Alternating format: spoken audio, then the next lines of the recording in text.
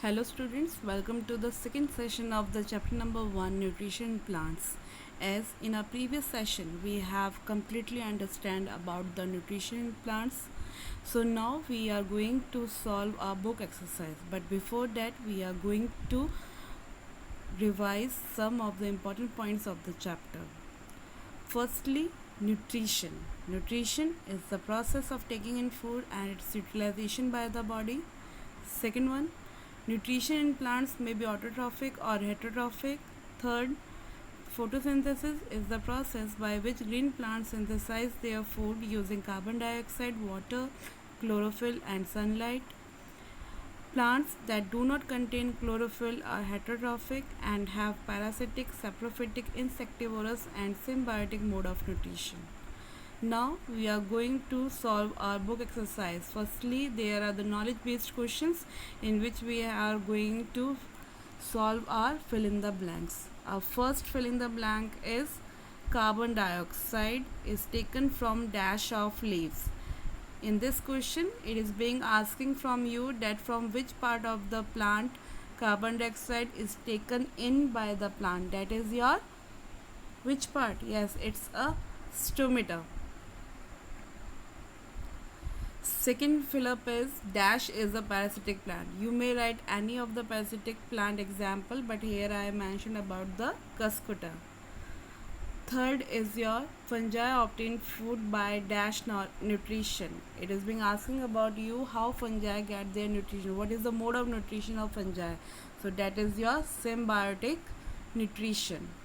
Fourth one is your dash are natural indicators.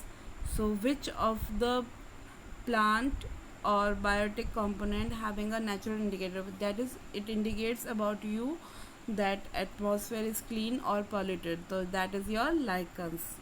Fifth one is your soil can be replenished by adding what, that is your manures and fertilizers. So students, you have to write all the filling the blanks along with their answers in your loose sheets, or if you are having your notebook then you can write it them also.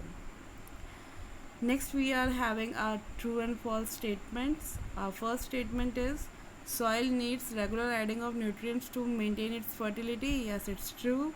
Second statement, plants which synthesize their food themselves are parasites. False, as parasitic plants are dependent on host for their food and nutrition. Third statement is heterotrophs can make their own food. False.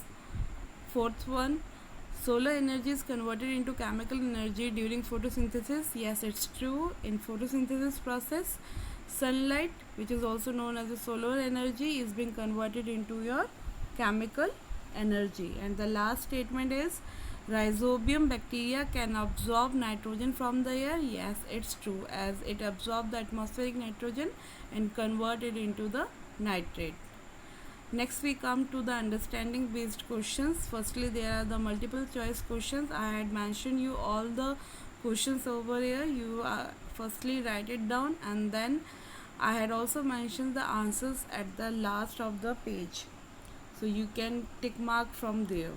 So our first MCQ is the presence of starch can be tested by which solution? Yes, it is being tested by iodine. So the answer of first question is B. Second question, the green pigment in leaves helps to absorb what? It helps to absorb, yes, sunlight. So the second question answer is C option, that is your absorb sunlight. Third question is cuscuta plant can be categorized as, to which category cuscuta belong? It belongs to your parasitic plants. So the answer of third question is A. Fourth question is the plants that trap and feed on insects are. So here are some of the name of the plants are being mentioned you. So you have to tell me which plant eats insects. So the answer is pitcher plant. So tick your D option. Fifth question is which of these plant is not insectivorous. So you have to tell me which plant is not an insectivorous plant. So sundew, yes, it's an insectivorous plant. Bladderworth is also an insectivorous plant.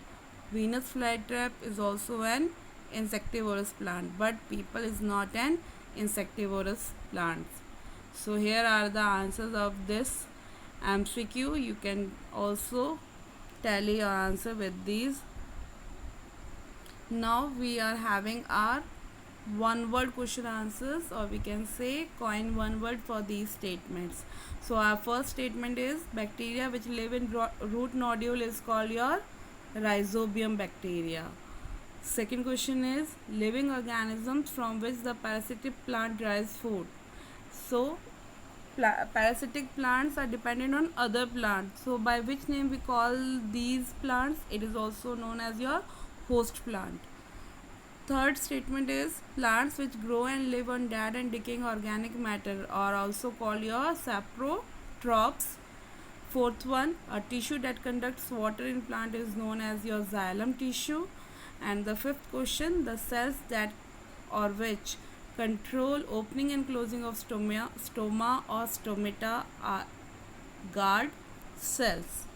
So now we are going to come on the homework of this assignment, or we can say your home assignment is you have to fill this flowchart, which is I already explained you in the first session of the chapter.